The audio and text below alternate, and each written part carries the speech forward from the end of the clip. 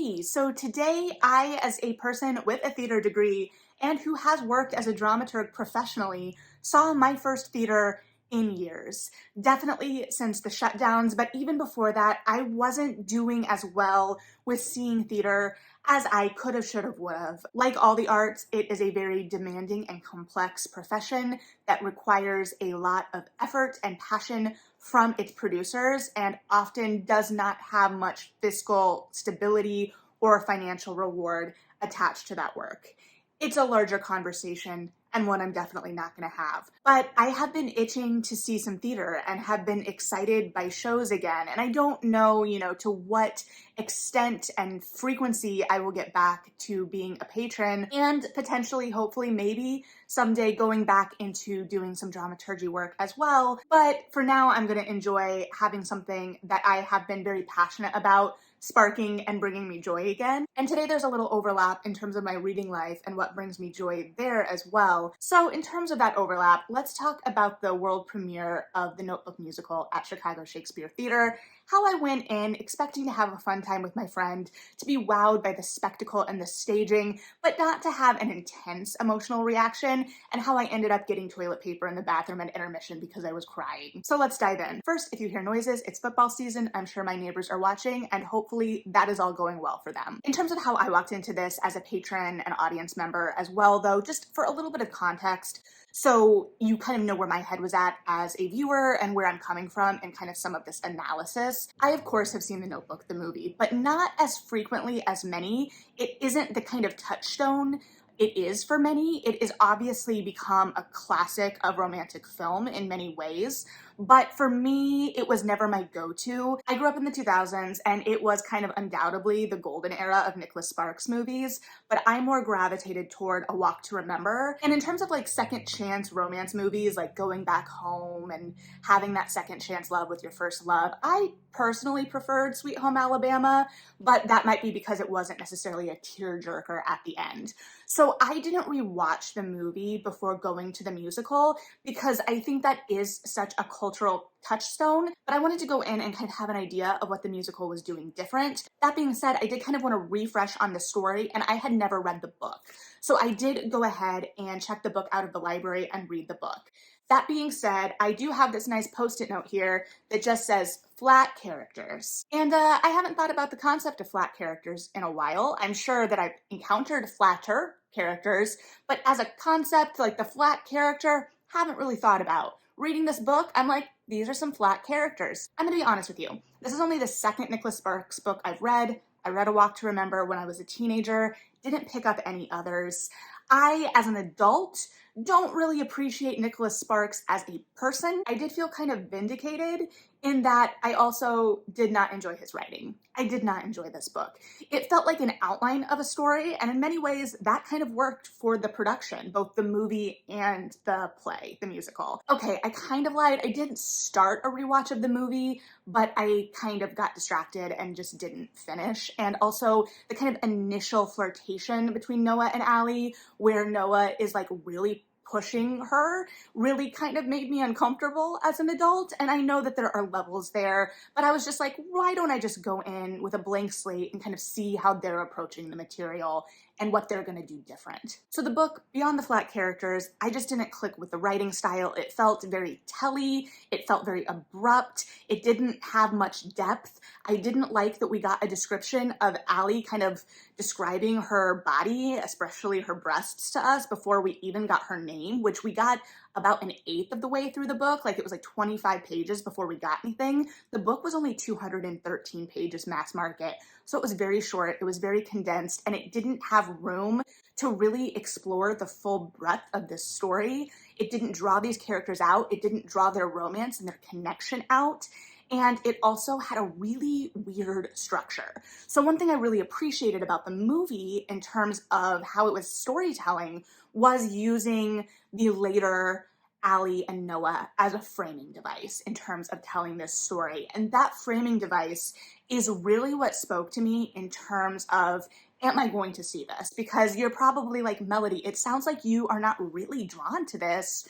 Why did you go? Which is a valid question. And what initially drew me to it is one, that it was a new musical of a big property. And in some ways, that's almost kind of a turnoff at this point, because we are in this kind of era of lots of things getting picked up and turned into musicals, and it feeling kind of like an easy way to do it. And I think in many cases, those are valid criticisms. Why are we taking this story and putting it on the stage? What about storytelling in the theater serves the story? How can we elevate the story through the medium? How can we present something new and exciting for audience members? What different ways can we tell this story, and what new revelations can we mine based on the form of storytelling? Goes back to like, why is this play a play? Why this play? Why here? Why now? Like very beginner, basic theater student type things, right? And of course, that's always going to be in the back of my mind because I, at one time, was a very beginner basic theater student. So this has a book by Becca Brunstetter, who is a pretty notable playwright at this point.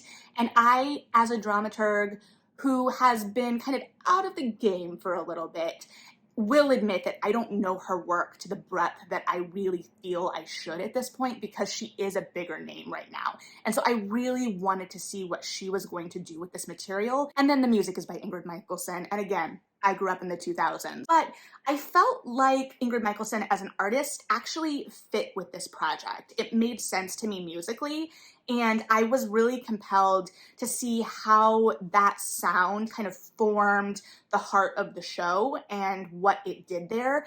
I am not going to be able to talk about the music super in depth. One, because I just don't have that kind of vocabulary, and two, it was my first time hearing the music, so I kind of just let it wash over me. But because of that, I didn't really pick out any pieces. I obviously picked out kind of like the recurring themes and words of like home, love, time, but I didn't bring a notebook with me or anything to take notes as if I was going to be writing an analysis paper or a review. I was just experiencing the thing, and I'm going to speak generally on my personal experience of the thing. So again, take everything with a grain of salt, and that this is a very subjective opinion, as always. But on top of not having that kind of depth of knowledge, that familiarity with the material, not having anything like a press packet, the playbill or program doesn't give us a list of the musical numbers, so I don't have anything to reference in terms of the music. So I will be able to give you like a sense, I guess, of what it made me feel and kind of the tone it set, but I'm not going to unfortunately be able to speak to the music necessarily in any depth. So if you were looking for a more in-depth musical analysis, I'm sorry. But also, to those songs not being in the program, I also want to keep in mind that this is a work in development. This is clearly a Broadway tryout, but it is in development, and I'm very fascinated with that in the theater right now, especially as a lot of musicals are kind of tried out in Chicago, and obviously kind of like that audience reception is part of it, but there's always this potential for reworking between, seeing it at Chicago Shakes and mounting it for a Broadway production. There is an opportunity there to kind of see how it is working for an audience. And plays are very much works in progress and kind of an ongoing developmental thing.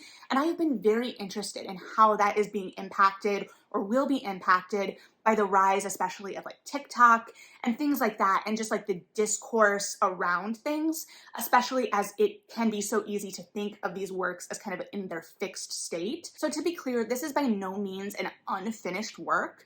It is a full, vibrant, compelling production, but I'm also acknowledging that that production could change in subsequent productions, wherever those may be. So a musical, a play, is a living, breathing thing. And I think that the living, breathing thing of this is what really drew me to it. I love the idea of theatricality. I mean, I'm a theater person, and I'm not speaking just of, grand spectacle, which we also have here and in many other shows, but just the idea of how you can tell a story differently in this immediate space.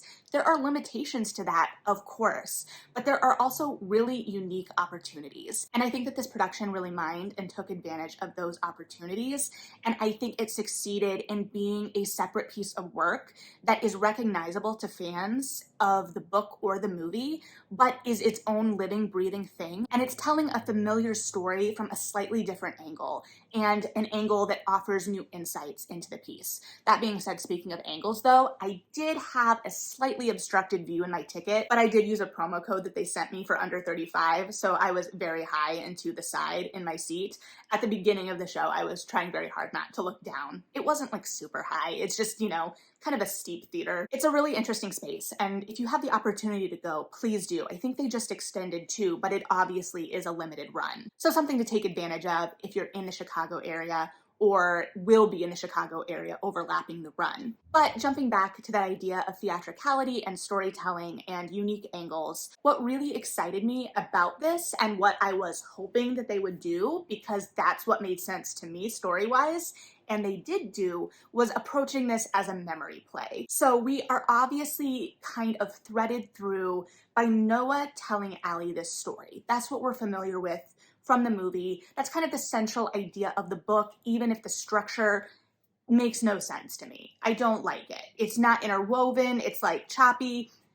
That doesn't matter. We're not doing the book here, we're doing the musical. So we're drawn back into this memory, and we often see old Allie and Noah on stage with their counterparts, and we actually have 3 Allies and Noahs. So we have older Allie and Noah, we have middle Allie and Noah, and we have young Allie and Noah. And so when we're starting out, we are, you know, kind of fading back into this memory. And we're starting in this retirement home, but we are very, you know, zoomed in on Allie and Noah. This is their story. They're forwarding everything. It's their memory, and it's very focused on that. And I think that central focus really, really helps the kind of cohesiveness of everything. I will also say the way we moved into the world of the play was really smooth, and I just really appreciated it. It was, you know, set up as the retirement home with the curtain up pre-show, and the house lights were still on, and an actor kind of walks out onto the stage and starts checking the boards, kind of getting a sense of his day at work, and we start to kind of go in and slip in to the day in this retirement home. And almost the minute the actor stepped on stage, the house took note of it and kind of calmed down and quieted down even before the house lights went down. So I really just appreciate being brought into the world in new and different ways, and I like kind of smooth transitions, especially because we are going to be moving in and out of time and memory so smoothly throughout the show. And so we're kind of being prepped as an audience to move like that. I will also say being high was nice because I was able to see some of the set design I don't think I would have seen from the bottom. There is a lot of water, obviously prevalent in the piece, and there is a little creek pier thing of water on stage. They never like get into a boat or anything in that, but they splash it. It is functional. It is water. There is working rain later, which we will touch on, that is squeegeed into that space, but it utilizes it very well, and I don't think I would have seen that to the same depth if I was lower to the stage. So this is a 2-act structure, and I think it's structured really cleanly. And I wasn't sure at first because we do move back into memory and we go to young Allie and young Noah, like the youngest of our Allies and Noahs. And we kind of spend a lot of time with them. So I was thinking that we were, even though it was a memory piece and we had 3 Allies and Noahs, that we were going to be moving through their story in a little bit more of a linear fashion in terms of the recitation of it. And we start that way, but once we really establish that connection and that relationship and love, then we start bringing in middle Allie and Noah as well to kind of interact with the space. And I think that there's just something so intimate and compelling about these characters and being able to see them and interact with them in different stages of their life, and often to see them at different stages in their life at the same time. And when they are aware of the other versions of themselves, when they're caught in memory, how they're interacting with each other. Because in this production, it is a memory play in the sense that we are moving back into memory, but it is utilizing it so well, especially within the musical landscape of things, within the songs where we're already kind of outside of that norm, and using the music to kind of repeat these images. And I think that's also why we spend so much time with young Allie and Noah, because we are establishing this relationship, but we are also kind of establishing some of these mental images and repeating imagery that we're going to see from these characters as we move through the rest of the musical. There are very specific blocking moments that they repeat, especially in memory, and use to kind of go back to. And they're a kind of visual touchstone for the emotional place our characters are at that moment. And I also like the way that we watch Allie and Noah falling in love, because I think that that's a really delicate piece, the hardest piece of this, in fact, because we're watching these characters fight for love and we have to believe in that love. And one of my main critiques of the book is that we are just told of this love in kind of like the middle portion, and we get references to the young Allie and Noah, but we don't really get to live in that first love. And here we really get to see the way that first love lingers. And so we are looking at the love story of the thing, but in a way then we are also exploring how these characters interact with each other and themselves throughout these stages of life. Some of the most moving bits for me as an audience member were when the versions of Allie and Noah would interact with the other versions of Allie and Noah. There was a beautiful visual of all of the younger Allie and Noahs helping the oldest Noah across the stage, and kind of this idea of how we get to the place we are and how we are all of these versions of ourselves at once.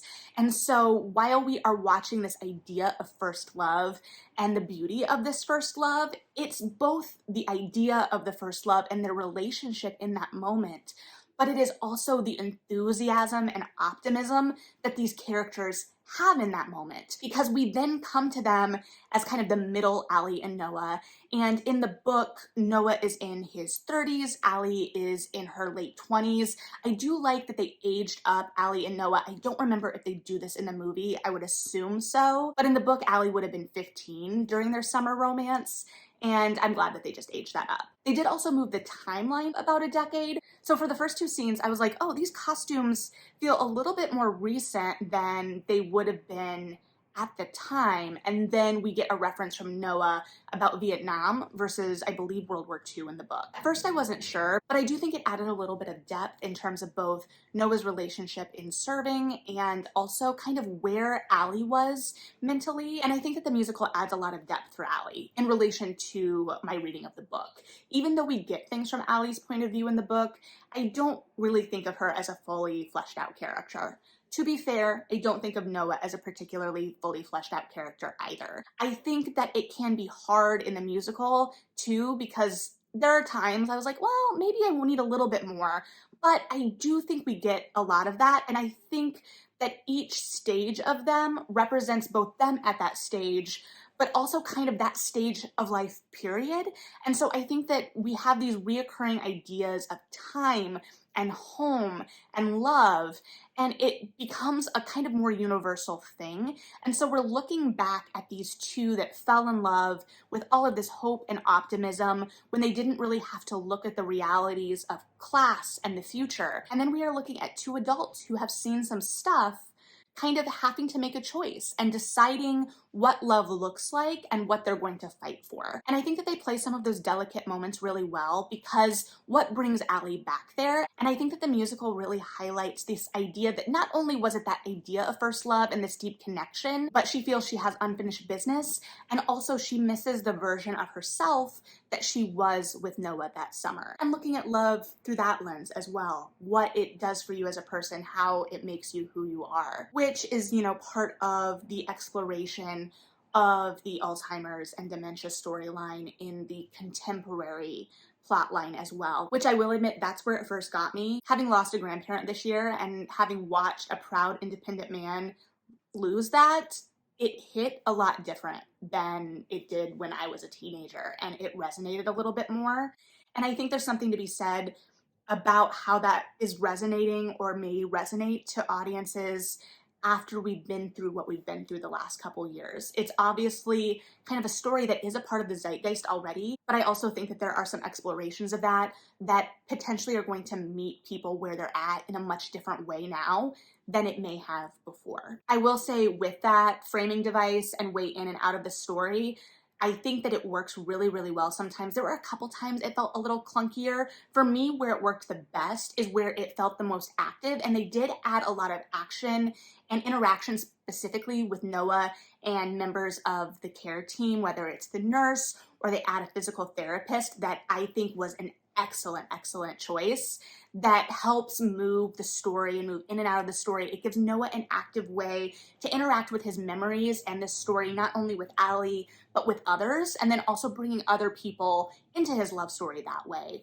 where I felt like it was a little less successful, or not less successful, but just felt a little clunkier in comparison, was when we got more of the kind of voice over text from Noah. There were still some lines throughout that felt like they could be buffered out a little bit in terms of adding a little bit more nuance and subtlety, but that's neither here nor there. But to go briefly to that structure, and spoilers structurally, I guess, if you want to be surprised by that, we end Act 1 with Noah and Allie, middle Noah and Allie seeing each other. So we end with Allie coming to the house. And I think that that just is such a smart Act 1 closing moment. I think that they really ramped up the structure and interest of Act 1. Right before that too, we started to kind of interact with all the timelines a little bit more actively. We saw a little bit more threading. We weren't going strictly chronologically to that moment the entirety of Act 1. We started to kind of mix up the memories a little bit before then, but I think that the way that we paced everything and that it was threaded together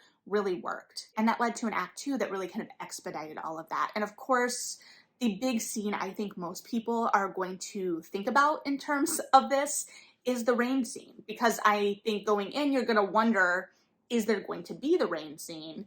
And coming out, you're going to be like, oh, I think that they do it really well. Anytime you have water like that on stage, I'm impressed. Even having seen all of the ASM's squeegee, there is a moment where we go to a blackout, tight spot on a character doing some, exposition, forward moving work. And there's a lot of ASM's assistant stage managers in the back squeegeeing water into that canal of sorts. That doesn't take away from the moment of the rain. There's something really magical about that. And the joy the actors found in that moment, especially the actress playing Allie, those beats, those acting moments didn't feel rushed. They found this joy and managed to kind of really run a gamut of emotion within a tight amount of time, in a tight amount of time that was kind of bookended with music.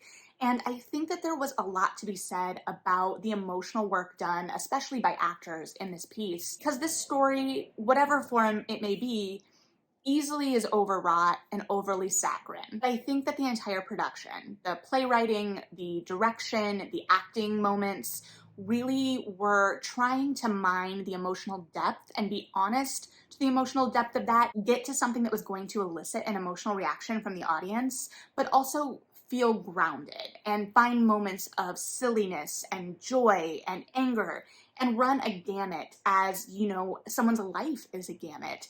And I think we were really exploring that idea of a life in this. And so I think that by zooming in on Allie and Noah's story, because I do think we got really tight on them, we had much less with Lon. It was very focused on the emotional journey specifically of these two characters.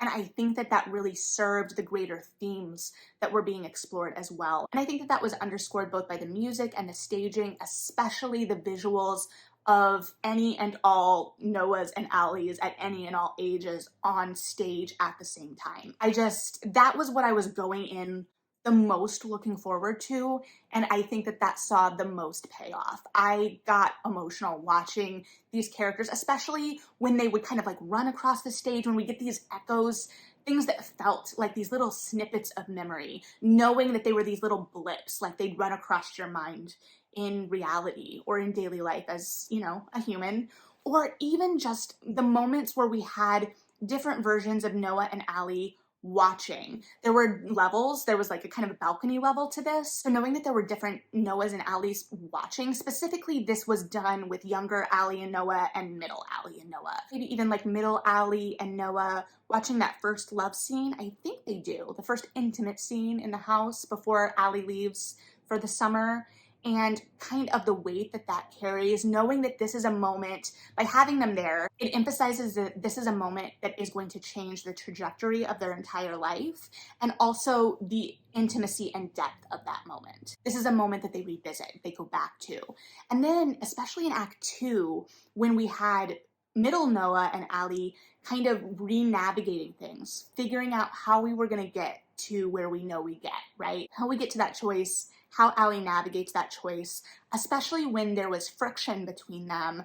Anytime that young Noah and Allie were there and witnessing. It felt like we were fighting for those two, fighting for this idea of first love and the connection that we had there, who these characters can be around each other, especially Allie. This idea that she's holding some of herself back with Lon, even if she does love him to some extent. And also by having them there when the real world, this idea that maybe they won't be together creeps in, it feels like a betrayal to those characters. And so I think that there are just extra layers and depth that are added in the staging of this. And I think it offers a unique perspective that you can't get in other mediums. And that's the thing, right? How are we elevating this? How are we taking this story that is familiar and elevating it in a way that we haven't seen before, telling it in a way that we can't tell in any other medium? And I think there's something incredibly powerful about the blending of time and the kind of fraying of those edges that we can get in the stage pictures here, the immediacy of that as well, and how it kind of confronts all of us in the audience with these versions of ourselves. And like, what does our younger version of ourselves look like? What are the touchstones in our life that change everything? What is our current version of ourselves, and what would our younger version think of that? But I think that there's a lot to be said there, and I just think it worked really well. I also think it was really interesting as a communal audience experience. Obviously, I haven't been in an audience for a hot second, and there was something very immediate to this, but also it was like, I know I'm gonna cry. And kind of watching, and well, more like listening to everyone toward the end, we know as an audience, most of the audience, I would assume, knows where we're going to end up here. Even if you haven't seen the original, I think that the narrative is moving to kind of a logical, emotional place. And so hearing everyone kind of suck in a breath when they go lay in bed together, hearing the sniffling start. In the same way that there were moments of laughter together that I haven't experienced for a moment, and that was great. And it was this extra layer of familiarity with interpersonal relationships, like these moments of recognition in how we interact with each other and our loved ones that just hit. And throughout all of this, there's also this sense of yearning, both for a person, a time of your life, a version of yourself you want to be. And I think that Ingrid Michaelson's music really captures that yearning. She offers us a way into these characters' heads at these kind of emotional crossroads, and she gives voice to that interior in a way that we haven't really seen yet, and I do think is another way that this medium serves the story. Because I think getting that extra peek into these characters' heads, those yearnings, those desires, really offers that extra depth, especially in terms of their characterization. I also think the style of music just really works, and it feels kind of fluid and haunting and smoothly moves everything together. So there's obviously a lot we can talk about with this, but I'm going to be very interested to see this show's continued development, continued reception as a piece of, well-known, well-loved intellectual property of a sorts, a well-loved story being adapted to the stage as a musical. I think that it offers a new perspective, and it really goes in asking how the theater serves this story or how it can serve this story. And I think it takes something that offers the bones of the original that we know and love, and it offers something that honors that and is in the spirit of that and really hits the major beats of that, but also offers new perspective and utilizes the medium to tell the story. It knows how to use the space to emphasize what it's trying to say, and also to really drive home those emotional points to really get to that moment of catharsis for the audience. So if you've seen this, I'd really love to hear what you thought, whether you were familiar with the book or the movie or not. And if you haven't seen it yet, I'm really interested to hear what you think about this being translated for the stage. Thanks for hanging out and listening to my immediate thoughts after seeing the show today. And as always, in the meantime, read something good, like and subscribe if you feel like it. And yeah,